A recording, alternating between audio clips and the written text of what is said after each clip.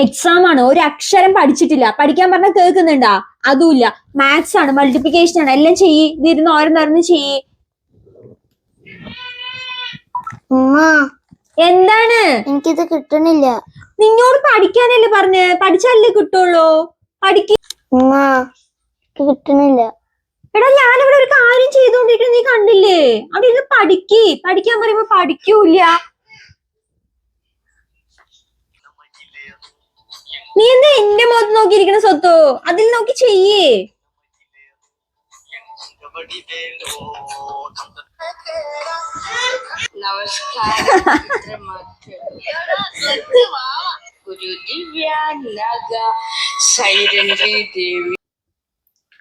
കഴിഞ്ഞില്ലേ നിന്റെ? കൊറേ നേരമായാലും രണ്ട് പ്രോബ്ലം കൊണ്ട് ഇരിക്കാൻ തുടങ്ങിയിട്ട്.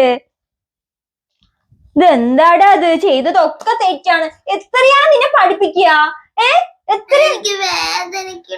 നന്നായി, ഞാൻ പഠിപ്പിച്ചിട്ട് നീ പഠിക്കാൻ ഇവിടെ കാട്ടുന്നത്? എന്ത് കാട്ടുന്നത്?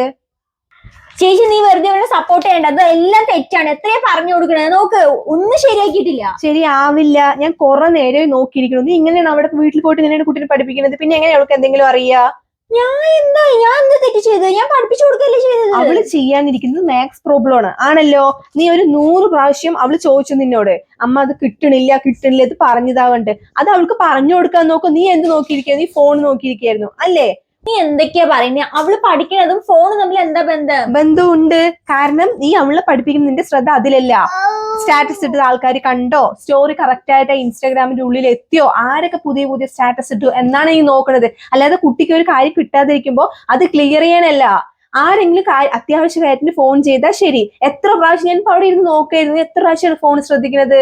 അവള് പറയുന്നുണ്ടല്ലോ, അമ്മ അതെനിക്ക് കിട്ടുന്നില്ല എന്നുള്ളത്. അത് നീ പറഞ്ഞ് ക്ലിയർ ചെയ്ത് കൊടുക്കാണ്ട് പിന്നെ എന്തുകൊണ്ടപ്പോ അവള് പിച്ചിയത്?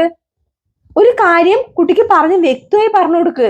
നമുക്ക് എന്താണ് ആവശ്യം? കുറെ ഫോൺ നോക്കണം. പഠിപ്പിക്കുന്ന സമയത്ത് ഇനി മേളിൽ നീ ഫോൺ നോക്കിയാ മര്യാദയ്ക്ക് പഠിപ്പിക്കും.